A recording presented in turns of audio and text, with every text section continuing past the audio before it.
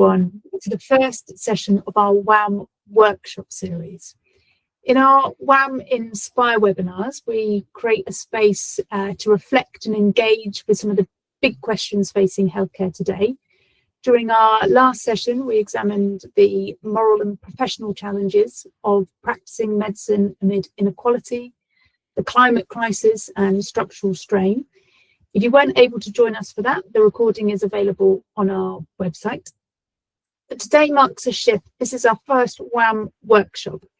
Over this series, we'll move from reflection to action. Together, we'll explore how to develop and design services that directly address health inequalities and improve the health and well-being of the communities we serve. It's a space for learning, collaboration, and practical innovation, grounded in our shared commitment of a more equitable healthcare system. Today's session is being rescheduled from the 20th November as Akudo was unwell. And I'd like to take a moment to thank you, Akudo, for doing that, for modelling good self-care for us. We work in a profession of where there's a culture of presenteeism which doesn't serve us and our patients. So thank you, Akudo. Wellbeing's at the heart of the WAM organisation. It's like a central pillar of our work, and it extends to all the players in our healthcare sector, from families and professionals alike. Although I do understand you have a new virus and are a little bit croaky, one of the scourges of being a paediatrician and a parent. So I hope you're okay for the rest of the webinar. So let's begin with some introductions. I can see lots of old friends in the audience, but for those who don't know us, we'll begin by briefly introducing ourselves and WAM. So WAM, or to give us our full title, is the Wellbeing and Health Action Movement. It's a grassroots organisation built to inform, empower and unite healthcare professionals and beyond to better understand and tackle health inequalities. My name is Helen Leverett. I'm one of the co-founders of WAM and a paediatric registrar working in the Southwest. Thank you, Helen. I'm just going to introduce myself also. My name is Catherine and I'm an F2 doctor working near Nottingham at the moment. I've just recently joined the WAM team in August, having been aware of the organisation for some time. I'm really excited about that. I'm really excited to be co-chairing this session and to introduce Dr. Akudo.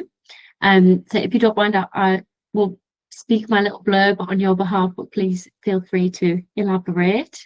So Dr. Akudo Okereafor is a paediatric registrar and mother of 6 with a passion for community empowerment and health equity. She founded ABC Parents, a free parent education and peers support initiative in Hackney and Enfield, which has grown into a thriving ICB-funded programme, offering multilingual first aid training, family health education, breastfeeding support and wellbeing workshops. I'm sure we're going to hear lots more about that very soon. And so just to outline the format of the session, we'll begin by hearing from Akudo as she takes us through the journey of how ABC Parents has developed and grown.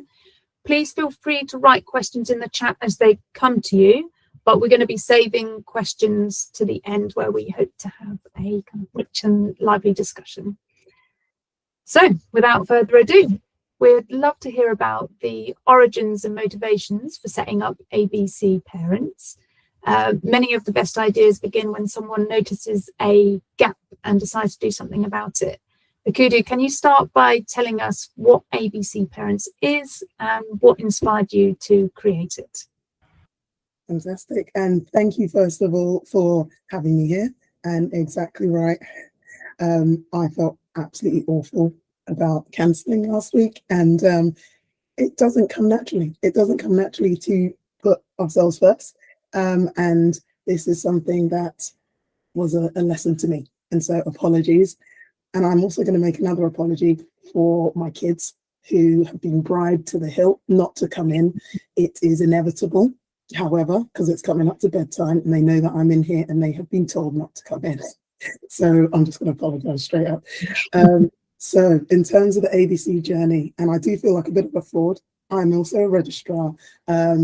And I have to start by saying I'm incredibly grateful and feel very privileged, not only to be part of WHAM and to be part of the team that helped set that up, but also for where we've got to, and the fact that we are able to share this passion and make that turn into action is absolutely incredible. So first of all, ABC Parents, what is it? So essentially it is a parent education program. It stems or at its core is teaching parents first aid, and we use that as a means to bring them in, because all parents, as a parent myself, I've most learned the majority of keeping my child healthy as a parent, not as a pediatrician. Believe it or not. And so I shared those same fears with families, but it wasn't until, well, it was 2019. I was pregnant with my fifth, and my sister-in-law and my brother had their first, having had a stillbirth the year before. And so their first was born at 28 weeks. And I felt like it was quite unfair. I'd had 5 completely normal term babies with relatively minor complications. They'd lost a baby and then had this really precious little boy who tried to die a couple of times. And then when he was finally discharged from the neonatal intensive care unit, just scared the hell out of them frequently. It could have been as simple as a cough or cold, but they wanted to be in A&E. They wanted that support that they had on the neonatal intensive care unit. So I'd actually been working, albeit, yeah, I'm a terrible, by the way, I will flag that. I am a terrible wife, certainly terrible housewife. I do not like staying in the house very much. And so I had, despite it being on maternity leave, I'd been closely working with one of the OTs at North Mid, who was looking at A&E attendances. And I'd also already kind of done some projects on health inequalities, working with Hannah Zhu, who's a part of WHAM, one of the founding members. And we'd been looking at, well, the fact that at that point, it was one in 3 children live in poverty. And I've done a quality improvement project, which if you haven't heard of QIC Learn, I will absolutely plug them right now, because they support not just pediatricians, but others to learn decent quality improvement. And so I've done a project, and one of the things that came out of it was that lots of staff didn't see that health inequalities was their problem, or if they did, they felt powerless to do anything about it. And we actually sort of later brought in parents to speak to staff, to speak to consultants, to speak to people, to recognize that this is a problem.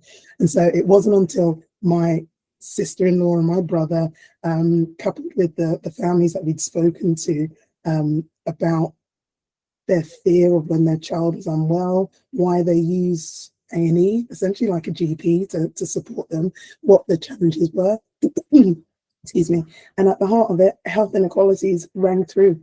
So many families couldn't make appointments to see their GP because that would have cost them a day of work, or the fact that there was a language barrier, or that there was just there was a lack of support, a lack of health understanding. They didn't have that extended family around them to say, well, actually, there's this rash. Does it need, is it urgent? Is it really scary? Something that I should take them to A&E for? Because certainly I work and live in the same area. And so in terms of that inequalities, you can see it in my area. And it's Haringey and Enfield up in North London. And it's really sad to see. And so I saw this in this opportunity of kind of recognizing that actually parents are often scared about the worst case scenario. So if you can teach them first aid, if their worry is, what am I going to do if my child suddenly stops breathing? Actually, if you show them what they can do in that situation, then everything before that should be less scary, should be more manageable. And so that's what we sought to do. So we did initially a first aid course, and we asked parents, what are they worried about? And it actually wasn't so much the stop breathing, it was actually, I want to ask about vaccines. I'm not sure when it comes to rashes. I want to know what a dangerous fever is and things like that. So it ended up being a health workshop, essentially, with the first aid element sort of dealt with initially. And then that became what we were going to deliver. And so that was the reason, and the personal dragging along my sister-in-law to teach her what to do, not just so that she wasn't calling me every night, and but to empower her and to empower other parents to have that confidence and to lean less on services and know what they can do to manage and keep their children well. Thank you, Akudo. I think you've just set up the kind of background picture there beautifully for us. I just wanted to ask you, obviously taking sometimes these ideas and the feelings you have onto the next step can be a really daunting thing, obviously alongside your clinical work and being a mum as well. So can I just ask how you got started and what were the initial steps that really brought this to action? So I think when you're passionate about something, you can often bring people alongside you before they even realize they've been roped into doing any work, if that makes sense. So from the start, working alongside this fantastic OT, and by the way, OTs have as part of their mantra, give people the tools to do things themselves. And so that was certainly something that rubbed off on me from the very beginning. And we'd sort of started doing different kind of having different ideas as to what is it that parents want to learn about, what do they want to do, how do we frame this in terms of, do we have talks about rashes, do we have talks about fevers and things like that. Essentially it became, and from that sort of the very first session, it was like May 2019, we basically put it out there on social media and so on. I think it was Eventbrite initially, to show what we were going to do, said where it was going to be and see how many parents show up. We had close to 20 parents and they didn't want to leave. After that, it was a case of, well, it's kind of exchanging numbers and realizing that they had a lot in common, not just the fact that they had a child that they were scared witless about, but that actually they didn't have their extended family, and oh, you're only down the road. So from that point, we realized that actually it's all about the community. This is where the real crux of the issue lies, not having that additional support.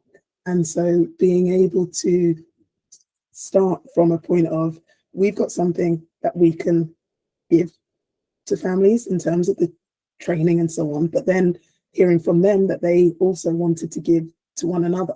And so from that point onwards, and we've still got parents that have been here from 2019 that are still part of ABC Parents. And so that whole model of training them up to become volunteers, that was from essentially the start, and bringing them on board as part of our trainers, different doctors, different nurses. And we wanted a multidisciplinary team. We had one of our resource officers at North Mid, and in terms of that kind of, energy, trying to get parents to feel confident as to what they would do in an emergency, that was key. And so essentially it was about setting up regular training, and then and it was throughout that summer, parents wanted to meet. So we had various forums, which were about teaching different topics, but they were always sociable. There was always food and snacks. I'm a mum, so I always come with food, and I'm Nigerian, so we always feed. And so saying to parents that actually you can bring something along, and we had one of the church halls. When people know what you want to do, having to pay for things is like second, that people just put that to one side. And so I just asked for spaces. I said what we need it for, and they were happy to let us use their community spaces. And so from the start, we were providing these groups on a regular basis. And as I said, I'm not a very good housewife, so I'd take my baby along with me everywhere. I'd be teaching, I'd be breastfeeding, and then it was a case of, actually, if we want this to continue, we do need to get this funded. And so we'd gone to the Dragon's Den at North Mid after we'd done our first kind of few sessions, and said, you know what, let's pitch to them. And we took babies to the boardroom. We literally had 4 or 5 of us as parents, and including Claire Kennedy, this OT, we had 4 babies with us as well. And right at the end of the pitch, one of the babies leapt onto the table, pushed the flyer that we'd forgotten to mention, and short of having puppies, we knew we were getting that funding, and they actually gave us more than we needed. So that paid for other spaces. It also paid for us to have the childminders that we said that we'd want, so that parents could concentrate better. We also bought more equipment and again, refreshments, making sure that people were fed when they came.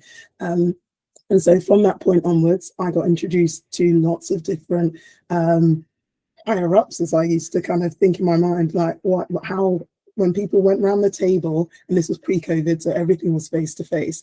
People went round the table. True enough, I'd either have my baby in the pram sleeping, or have him just tucked next to me, sometimes feeding, sometimes not.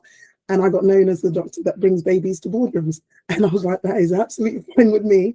But it meant that people were always willing and happy to speak to me.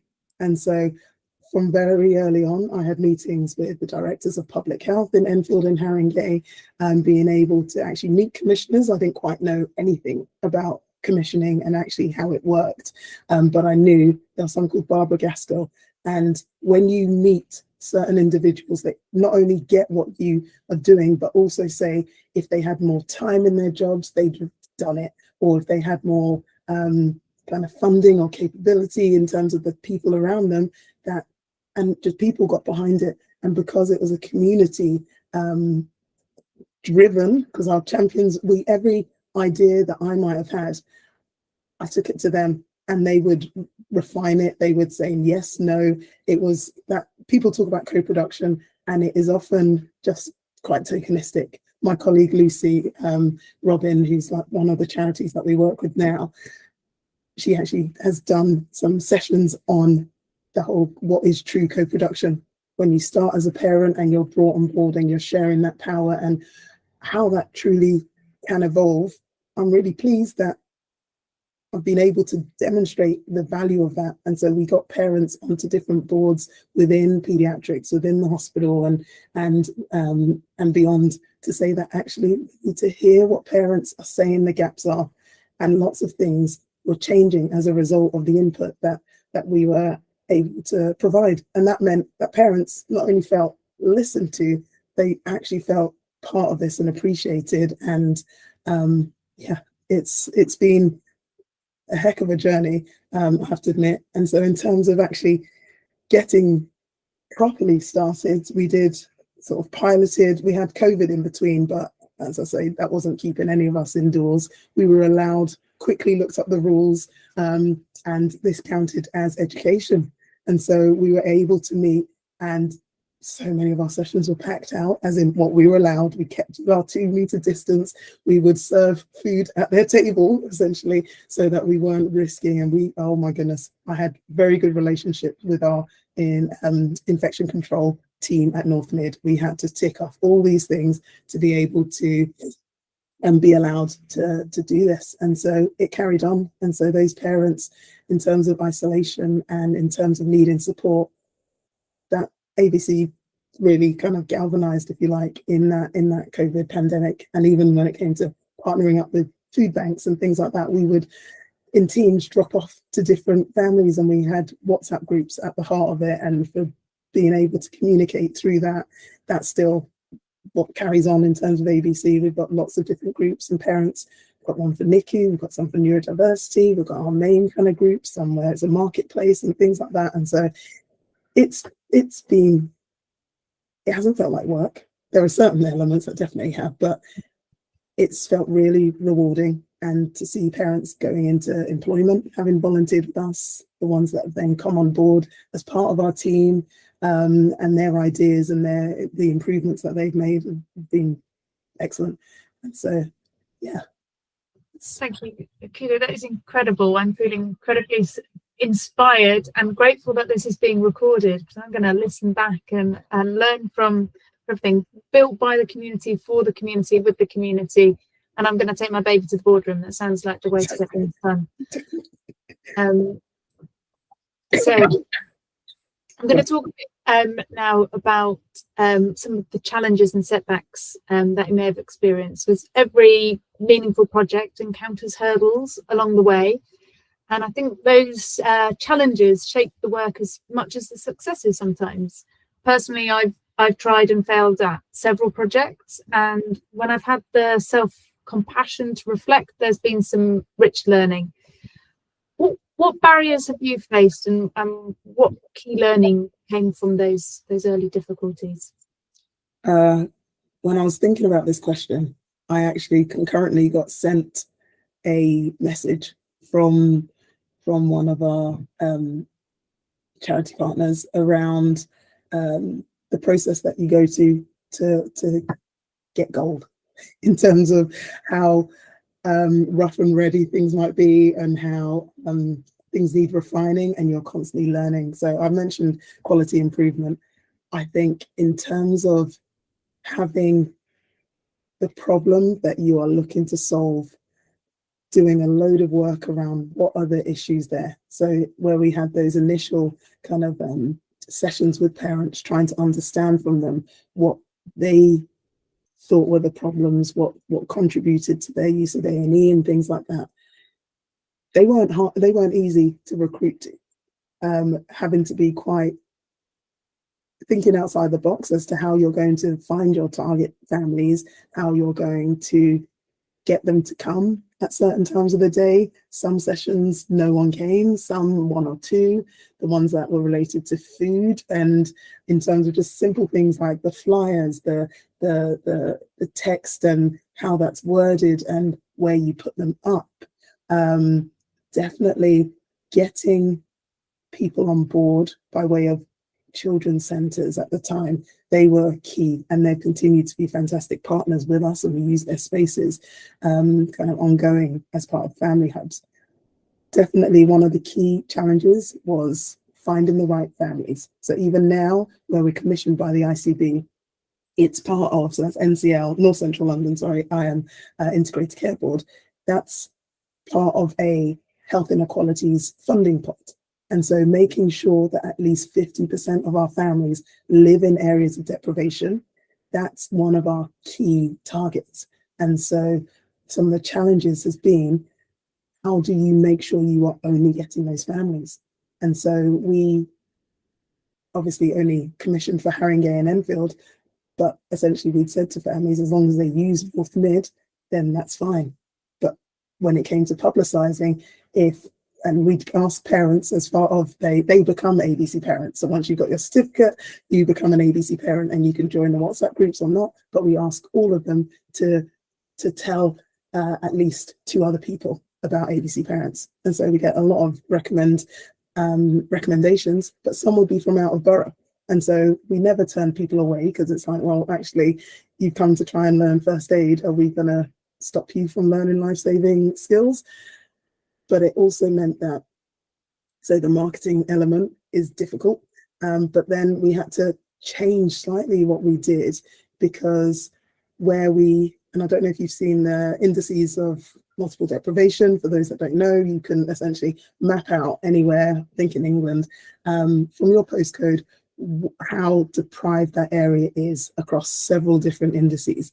And so it's horrible. In Enfield and Haringey, there is literally an east to west divide, and there's like a 15-year healthy life expectancy difference.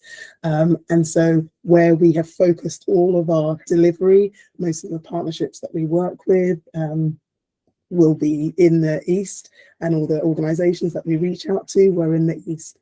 So the ones that we were getting from the west, we had to say that actually we're going to look at whether or not they are struggling. And so one of the things that WAM is absolutely fantastic at, and from the start, so working with Goody, working with Hannah, in the kind of early days, the whole where you're basically screening for poverty, that for me, since like 2017 or whenever I started my project, that's been a usual part of my practice.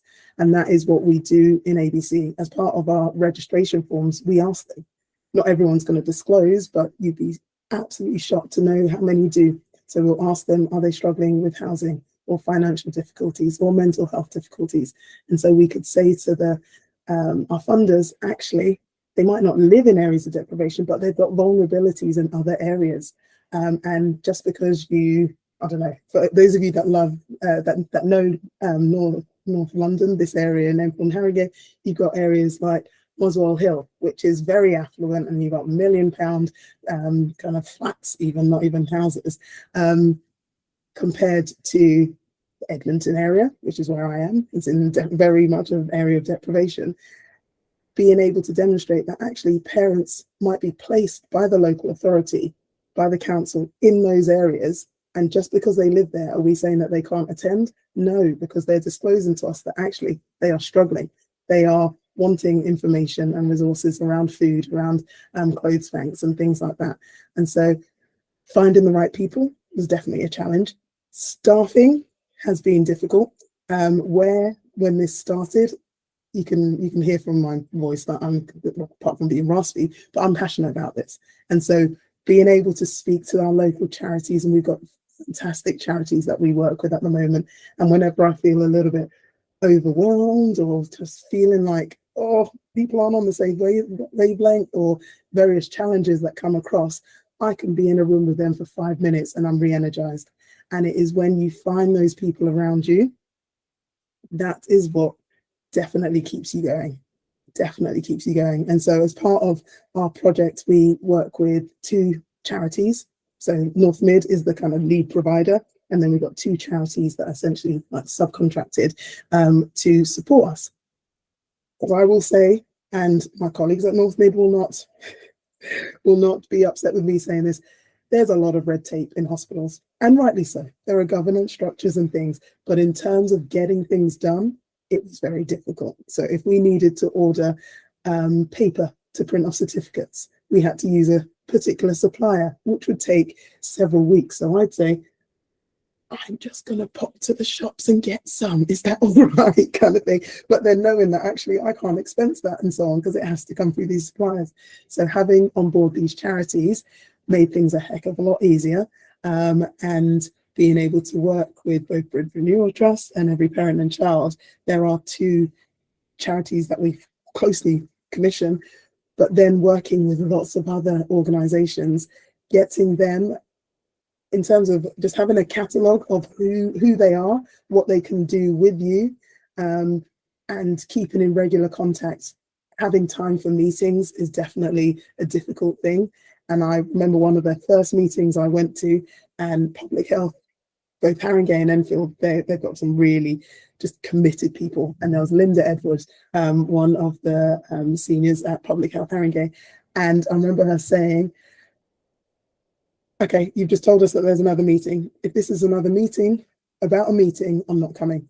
I want clear actions, and I want essentially accountability. And that has stayed with me from the start, making sure that people are true to what they've agreed to, or say that actually this is essentially reporting back to say this is what I've tried to do, these are the obstacles, working together to try and overcome them. So certainly not having meetings for the sake of them. Working in partnership is absolutely key. It's difficult because people have got different agendas often, and so I think having that openness to say, like, this is what we are all trying to do, kind of making sure that everyone's got very kind of clear roles and responsibilities, is not easy. And so probably my biggest challenge has been in terms of not probably doing too much, and then also not being okay with failing, because every year we're on repeat funding every single year, and so we have very strict KPIs, key performance indicators, our targets essentially that we have to report to, and so we've got our progress that we've got to be maintaining throughout the year, which makes me a bit of a battle axe sometimes. But making sure that as much as you can, everyone is on the same page with that, so that we don't lose our funding, because at the heart of it, we've got staff that we employ, those staff have got families, we've got a team of childminders, we've got a team of facilitators, and not only that, most importantly, we've got the parents that stand to benefit from this. And so I think where you are involved in any kind of innovations, it can be really lonely at times, I'll probably say, in terms of knowing precisely what needs to be done and having a finite amount of your own time that might be paid, but knowing that if others aren't able to fulfill their roles, whether it's sickness, whether it's other challenges, then that does fall upon you. And so trying to make something sustainable is definitely a challenge, such that when I went on maternity leave again, I carried on working, probably to a degree because I wanted to, but also because I hadn't quite got there in terms of the team and the sustainability. And so that's definitely been one of the challenges.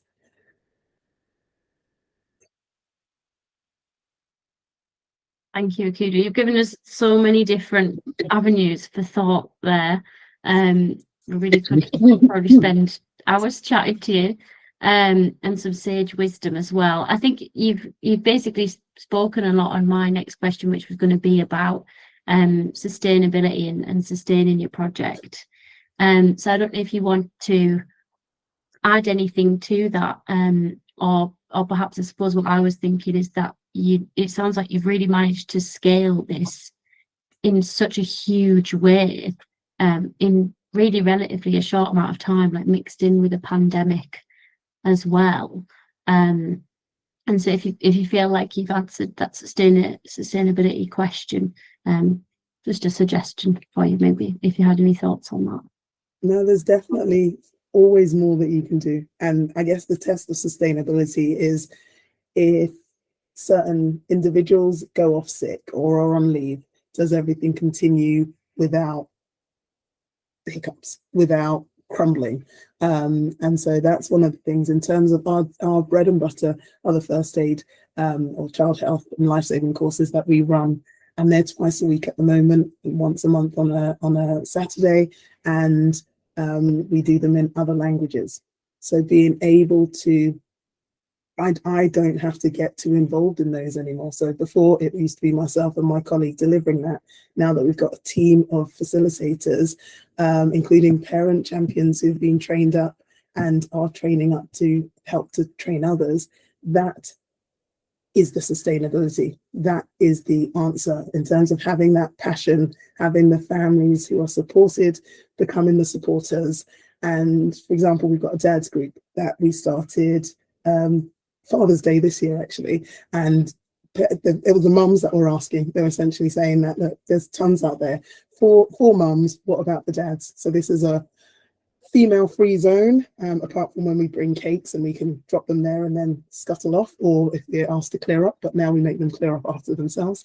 And it's a kid-free zone.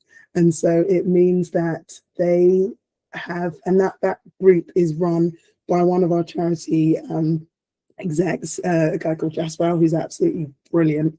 And we have champions who are mainly the husbands of our female champions, but others who aren't, who have come in just themselves, who have come in as dads, got involved and then gone, you know what, I'd like to volunteer, I'd like to get involved. And they keep that group running. They are involved in kind of redoing kind of flyers, getting the word out, the actual sessions themselves. They all went off for a meal last week and I was very jealous. But they're the kind of opportunities that we've been able to utilize the platform to build. And so when it comes to any of our groups, having champions involved means that things will continue, because they are the ones, they're supported, become the supporters in the future. And so being able to get them on board, hearing what things that they want to suggest to make sure it is sustainable, that's key. And we've got a neonatal peer support group as well. And the parents that run that are previous parents of the from the neonatal intensive care unit. They have the passion. They have changed the setting to try and reach out to more families. They're now doing hybrid kind of evening sessions. And that is definitely key for sustainability as well as partnerships. So I mentioned the partners that we kind of part of our contract and our commission, but actually local organizations being really open to attend meetings and to meet with people, finding out what they can do and support. We had a cycling group that was actually funded by another charity, but run for our ABC parents. And so being able to work really closely with them. So we're also doing first aid training in schools, for example, in primary schools, and being able to reach out to local organisations like Edmonton Community Partnership, for example, have given us a small pot of funding to enable us to deliver that, to buy fake blood so that we can do kind of bleed control and things like that, and more mannequins. And so we've been able to teach first aids to young kids, get them going, oh, you're a doctor. Are you sure, miss? It's like, yes, I'm a doctor, look at my badge kind of thing. And because we are talking about health inequalities, so many of our children, in terms of reaching out to people from ethnic minorities, this is often the only opportunity that they've seen other doctors, nurses that come and teach, as well as the various parents who sound like them, who are from around their area, and being able to inspire them and having them kind of nudge you and go, I might be a doctor, as they're leaving and going to their class, is really just, yeah, it's really heartwarming. And I've totally digressed. I can't remember the question. Sustainability, yes. I'm sorry. Yes, so being able to partner up with local organisations to help to have that kind of mutual benefit. Yeah, you have to nudge me if I go off piste. Yeah. It's wonderful. Your story is incredibly inspiring, PD, and points to what's possible when healthcare professionals partner with their communities. Where do you see the future, both for ABC parents and community approaches to improving health and resilience? Yeah. Well, I never like to have a ceiling, if you like, in terms of, I have to admit, when I wrote, and I remember putting up like magic whiteboards, that was one of the things that came up from QI, like I've even got a whole stack here, sticking that on and doing that whole vision board of where things could be. We are where I hope to be 5 years down the line, so even with the kind of COVID gap. And so having a team that would then be able to run in my absence to make sure that this continued in Enfield and Haringey was at the heart of this, and having that partnership working embedded such that we've got a WhatsApp group with about 35 local professionals, so they're leads of different organisations, such that if we've encountered a family that needs a particular type of help, we can put it on the group and just, obviously completely confidentially, just saying, look, can such and such, who can help with this?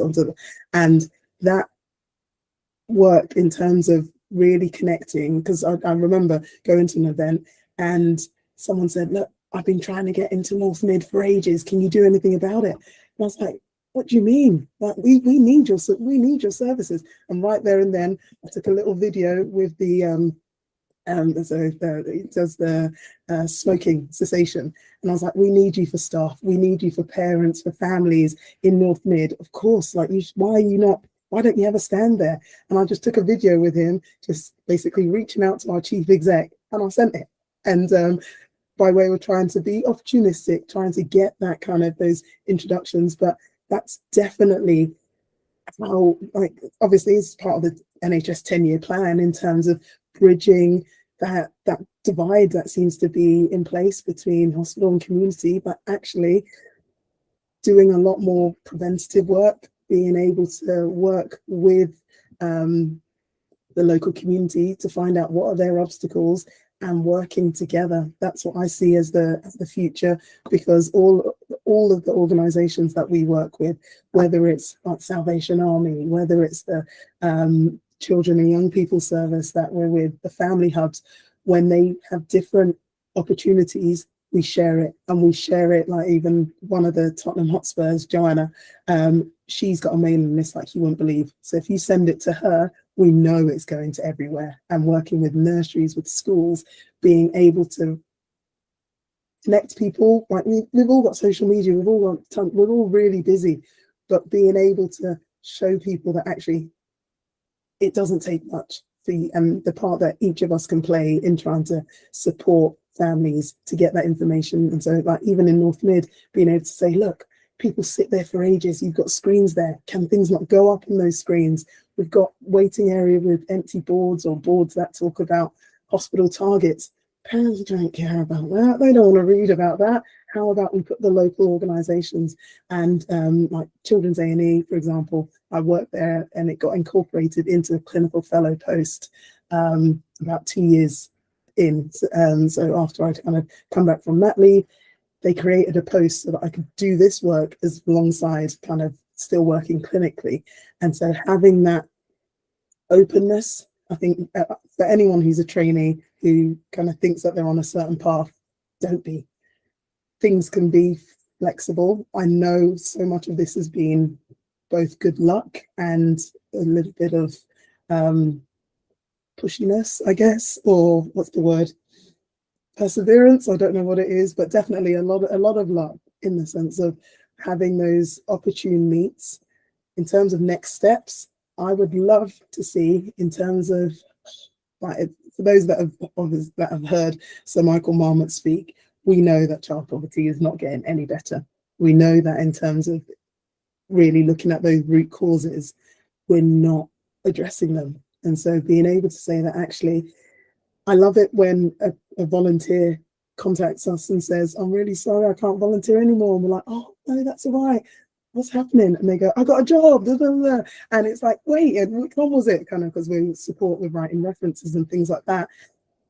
And we've had other young people who said, thanks for helping my mum. She hasn't worked for X number of years. We got our first car and things like that, whereby in terms of lifting people out of poverty, surely that's so much, as in properly addressing the root causes is, we only have so much within our remit, but if we partner up with other organizations that can make that happen, that's definitely something that I kind of feel we can each do. We can each be that conduit within our workplaces to say that actually, what are we doing? Are we screaming for poverty? Are we taking that 30 seconds out to ask that question? And then do we have like the 1, 2, 3 kind of, I think we had 1, 2, 3 fight inequality when I did it. You can call it what you like. I've now moved over to Lewisham in terms of my clinical work. The team there are brilliant. And up on the wall, as soon as I got in there on my first day, I could see on our community feeds wall, it had that resource that someone had made for the 1, 2, 3 in terms of the support that they could give, practical support, essentials, and so on. And I was just like, excellent. But I've got to admit, when I spoke to a few of the people, I was like, oh, who made that? And they were like, oh, I don't know. Oh, I've not seen that before. And it was just like, oh, come on. And then it was an opportunity to talk about the resources as well, even though I was new to the area. But that's all something that we all have in our remit. And so, yeah, I've gone off tangent again. Yes, in terms of where this could be, the options and opportunities are potentially endless. I don't have endless time, but I would love to be able to spread it to other areas.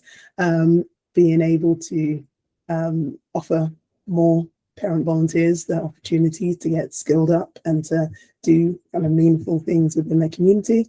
Yeah, that's a very unstructured answer. I am very sorry, but yeah. No, that's absolutely perfect. Thank you so much, Akudo. I think your passion is genuinely contagious. I feel very uplifted personally. I think probably can speak for everybody else as well.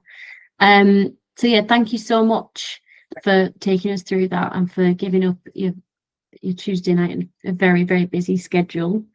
I think we are going to take some questions for you, if that's okay. I think Helen's going to have a look in the chat, I believe, to see if we've got any there, and then we can open it up to the audience. I just wanted to say that I think it sounds like you've created your own look there for when you were speaking, and yeah, don't play it down. You're incredible. So thank you very much. Absolutely. I would echo what Kat's saying. I'm buzzing. I'm feeling so inspired. I told Kat earlier I'd had a bad day, but I've had a good end to my day, so thank you. Tabby, you asked our first question in the chat about whether you ever struggled to get dads on board as well as mums. I think Akudo, you spoke to that a little bit, but is there anything else you wanted to add in terms of getting dads involved as well as your dad's group? More than anything, it was just in terms of first aid. Anytime that we did outreach and so on, the dads would actually go, "Oh no, I think my missus has done that," or whatever, and I'd have to stop them and go, "Okay, so what happens if she's out?" And then they'd kind of, okay, all right. And then they'd sign up for the Saturday group. But one of the things that I share, and we've got both videos as well as kind of some of our literature that's out there. My sister-in-law, that same sister-in-law who was part of the inspiration and the reason why I set this up, she actually had a cardiac arrest herself. So he was born in February, bank holiday in August. So when he was just 6 months old, she had a cardiac arrest. My brother was not meant to be at home. I had taught her. I had not taught him. I hadn't taught any of my siblings. I'm one of 7, and I'm the only doctor out of all of them. I hadn't taught them. They kind of know or knew vaguely what I did, but I hadn't taught them. And so I will never forget that day, which thankfully he wasn't supposed to be at home. He was. He thought she was having some sort of seizure and started recording her, and then realized that actually she'd stopped breathing. And he got talked through by the 999 operator because he kind of panicked, dropped the phone, picked up his own phone, and we've heard the whole thing was recorded. You could hear it, and thankfully, and they live on the same road as North Mid. It took 8 minutes for the paramedics to arrive to defibrillate her, and after a stay in intensive care and so on, she's recovered. She had to have a internal defib fitted, but he then was part of the inspiration to push men to do this. And so even when we did an event on Sunday, and we're in the middle of very cold Enfield Town Market Square doing CPR, and our mannequins light up. So it helped because it had got dark, but that helped to draw people in. And so we're showing them resus, and to see these big burly black blokes kind of getting down on their knees, not scared to do CPR in front of other people, I was just like, yeah, you know what? And so we do get dads, and they've been not able to do as many of our groups and kind of working things out timing wise, but we've got some really passionate local dads who inspire others. And so, yeah, not as easy is what I'll say from the beginning, but being able to relate and sort of open up their eyes to why it's important for them was one of the things that we set about from the beginning.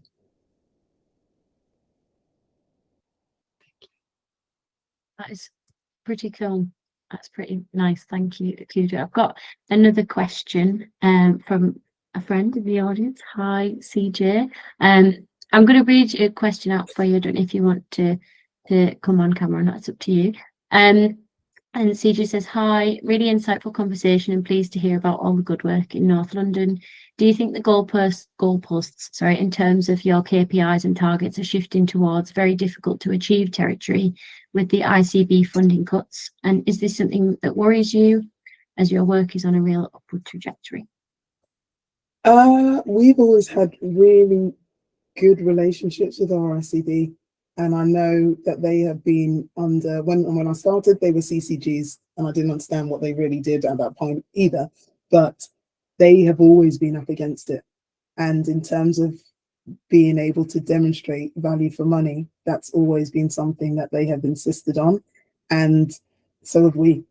This is public funding that we are using. And so that isn't to be taken lightly. And so when it comes to what our outputs are, even where they, for example, where they said literally 100% have to be living in areas of deprivation, we could bring up the data and show them that actually from our families, and we got some basically testimonials from families that are placed elsewhere to say that actually, if that were the case, we wouldn't be part of this, we wouldn't have benefited. And so being able to have those conversations, I think our commissions have been great, and they've given us a lot of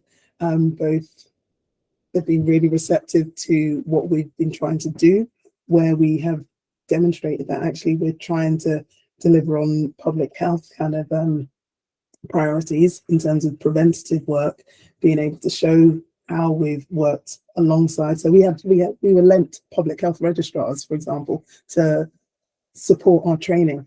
And so that was done essentially at no cost to us. And so being able to say that each year we're going to try and save a bit of money and show further efficiencies, and then say, okay, well, this year we delivered X number of training sessions to this number of families. Next year we're going to do more.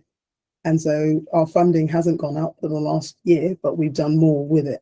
And I think that has been why we've been able to secure the funding, because you do, like where we were paying for certain venues, being able to say, well, actually, family hubs, can we come to you and work in your spaces? Therefore, we're not paying for the venues, for example, being able to minimize on those costs by having storage on site so that we're not having to transport things, and just basic things like that.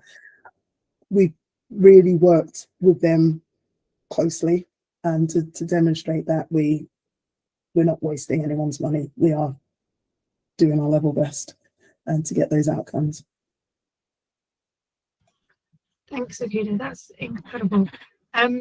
And I think you've touched on Mitch's next question that's come up in the chat, but I'd like to invite Mitch, if you're happy to come on. Would you like to ask your question in person to Akudo? Has she sort of addressed what you were thinking? Yeah. Well, Akudo and I've had a number of discussions, and I must say, Akudo, I'm really so inspired by what you've done. And we're trying to spread this work in a different part of London at the moment. So, of course, the question from the Director of Public Health in Harrow, where I work, or where I was working, is, well, what evidence have you got that this works? What have you got? And Akudo actually has done quite a lot on this, but you haven't mentioned very much today. But it would be good to hear, because a number of the questions in the chat are around evaluation. Okay, excellent. Right, so for Mitch, everyone, you to hear from the professor that he is impressed with what. So Professor Mitch Blair taught me at Imperial College. And so for the very first time when I saw him at one of those one of the conferences, I was like, you know, I might just tell him what I've been doing, because actually that's where my interest in public health came from, because they do a very teeny bit of our training on that, but he was able to really kind of really inspire back then. So in terms of evaluation, so every year we have to reach, as part of our KPIs, 1,500 instances of support. And so half of that is through our training, in terms of parents attending our courses, becoming ABC parents, essentially, whereby we have been able to impart both the life-saving skills, but also the preventative health work that we have within our sessions. We also, as part of our outputs, looked at support in terms of mental health, and we have one of our champions who's actually trained up as a coach. We partnered up with, it was then IAPT, but now they're Talking Therapies, which are the local local authority offer, and doing talks and being able to refer families that had disclosed as part of the screening process, referring those families on a regular basis, being able to demonstrate from sessions where we would do the Warwick and Edinburgh mental wellbeing score, for example, showing from those families some who were actually very depressed, and being able to refer the ones that were scoring more highly, but then those that were on a kind of medium scale, doing more work to support them, finding out, do they want to become champions? What can they do within the community? And then checking back with them later and seeing that increase in terms of, apologies, that's actually my colleague, Lucy, who does not switch off, being able to demonstrate from mental wellbeing, that support. We also have, in terms of vaccinations, looking as part of our surveys that we send out to parents, and everyone knows that when you get surveys, it can be very difficult to get a decent return on those. For the ones that we do, we get very detailed. How many times has your child been unwell? How many times have you used self-managed self-care? And we have permission from Healthier Together in terms of that's part of what we imparts parents that the red, amber, green way of dealing with any illnesses and injuries, we find out from parents and seeing their shift from before they attended in terms of how often they use A&E and acute services to self-caring, using the pharmacies, using their health visitors and getting that additional support. And more than anything, their confidence when their child is unwell, being able to show that we've got almost 100% in terms of their confidence down the line. And so the actual, I think I've shared with you, Mitch, but I would be more than happy. We have to do our very detailed mid-year evaluation for our funders in terms of what we've achieved in terms of our KPIs. And I can't remember if I've shared with you our very latest one for 25-26, but we have a very high number of parents who are more confident in terms of dealing with childhood illnesses, who still feel confident to deliver life-saving skills, who would recommend us to other parents. And then we have loads of case studies. I think I put 10 or 12 in this evaluation. And these are parents who have either saved someone else's life, parents who have become champions and the support that that's given them, getting into employment, being able to build their confidence. And so one of the things they said this year was that qualitative, I can never say that word, let it be, the qualitative data, being able to demonstrate to the commissioners that we are supporting families to change lives, to get that real support, and then building that in as part of our evaluation. So I hope that helps. That's great. Thank you. We are now at 8:30. Do we have time for one more question before we draw to the close? Would that be all right? All right. So, Akudo, there's one last question from Tabby. Tabby, do you want to ask your question? Are you happy for me to read it out? See if she comes in. I'm happy to ask if you can hear me. Okay. Yeah, thank you, Akudo, for such an inspirational talk. I was interested in how you get the balance between making sure that parents aren't overconfident, and I guess go the other way and think they know maybe more than they do about rashes or whatever, and then don't bring their child to the GP or the hospital. Sort of, yeah. How do you get the balance right? So that's a really good question, and that was one of the real fears, I think, more than anything, from the hospital, in terms of, look, if we're giving parents these resources, yes, we want to see that they're not coming to A&E unnecessarily, and there's literally 50% of the kids in A&E don't need to be there, or would rather not don't need to be there, better served elsewhere, whether it's pharmacy, whether it's self-management, and so on. One of the things that we have is a WhatsApp group, and on that WhatsApp group are various parents, champions, myself and others that administrate over that. And one of the worries from the very beginning was the governance around that, such that what if a parent has a burn and another parent says put butter on it or something, or falls off something and says my child's sleepy, and the other one says it's fine. That's never happened. And the reason why that doesn't happen, and I'm really proud of both our champions, Lucy, who is our champions lead, does a lot of work with them. We utilize resources. So it's no one is saying, do this, don't do this. It is about signposting them to reliable resources. And that gives parents the own, we say to them, they're not allowed to Google. And if they Google, they've got to write NHS after it. And that means that they are then, even in that, they feel empowered to look things up themselves. We show them resources that can translate into other languages, like Healthier Together, for example. And so parents will use that triage system themselves. And so even if someone says, oh yeah, my child had that, you better go straight to A&E, another parent will say, oh, actually, did you see this link? And it doesn't look like that's even an amber symptom. Are you kind of just have a look yourself, essentially? So yes, that risk is always there, but I guess that risk is going to be there in the sense that we know at the moment, for parents that don't have any of this kind of health education and knowledge, that many of them And I do share this story whenever I deliver the training, of a dad whose wife went out for the first time with their little one and had a bit of diarrhea and vomiting, didn't recognise that this child breathing was getting more laboured, had a rash, didn't really know what to do, wanted to wait for the wife to come back. She came back and was just like, what on earth has happened? And obviously he's seen that gradual progression in front of him. I will never get that parent screams out of my mind, because I was just seeing someone else. And I remember this nurse just going, Kudu, I need you to come now. Apologise to the parent that I was with. Literally saw this baby in triage, scooped her up, ran into resus, obviously everything that we try to do, but the child deteriorated, literally arrested in front of us, and it was too late.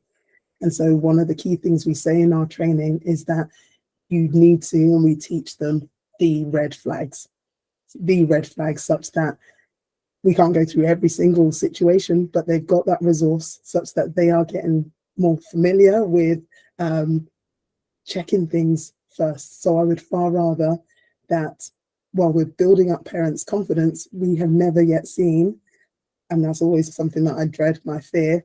And actually Lucy, who is our Champions lead, I heard that she had resuscitated her own child. And I was just like, oh my goodness. But she was an ABC parent. She'd known CPR since she was about 15, 16. But I'd heard from other staff, and straight away they were like, oh my goodness, is this one of our ABC parents? Kind of, is this, this has actually worked? And so we had to say, no, she wasn't one of us, but definitely want to meet her. But having as many families out there that know what to do in an emergency, we're not going to prevent every single minor illness or injury coming to A&E. But what we do know is that far less of our families are coming, and we've got their subjective, what they tell us, but we've also got objective, and we do check for every child within their household. Are they coming to A&E? Are they coming in unnecessarily? And that's what we report back to commissioners, and that's where we've been able to demonstrate for our cohorts that we are doing the right thing. So that's a very long answer. I'm too long-winded. I apologize. That was a wonderful answer, Akudo, and I think a wonderful way to end. You're showing that it works. The evidence is there. What incredible insights. So if it's okay, we'll draw this session to a close. And once again, for myself and Kat, and I'm sure everyone else here, a massive thank you. Feeling so inspired. I'm just going to share my screen here. A little bit more about WHAM. Is that coming up? Fantastic. I realise I'm not on your heat map. The heat map, it's building. So that's a work in progress at the moment, Akudo. So Akudo was just referring to the WHAM heat map, which we hope to showcase and share different projects that are going on around the UK that we can learn from and be inspired by. So when we get back into building on that on our website, you will most definitely be on that heat map. So we would love to get some feedback from the people who've attended today. We want to build our webinars, our Inspire and our workshop series. So if you're able to scan the QR code now and provide us with some feedback, we'll also send the link out in an email. So we'd really appreciate hearing from you. What did you value? What would you like to see in the future? I'd be really grateful. You can also follow us on Instagram, and there's a link to our link tree. I'm old and don't know exactly what that is, but I hear it's a useful resource for those more social media savvy than I am. And if you're not already and you'd like to follow WHAM, we have a newsletter where we share upcoming webinars, events, information, resources. So please follow the QR code to sign up, or in the emails that you were sent, you will be able to find a link to sign yourself up to the newsletter as well. Before we say good night, is there anything else anyone would like? Any final questions from my co-presenter Kat or Akudo? Anything that you'd like to share we say thank you very much. It's been brilliant this evening. No, just a huge thank you from me. Me and Helen are going to be hanging around if anybody has anything to discuss or to ask. But obviously we won't keep you, Akudo, if you need to go. We'll just hang around for a moment. So thank you. That was brilliant. I'm gonna stop the recording now. Fantastic.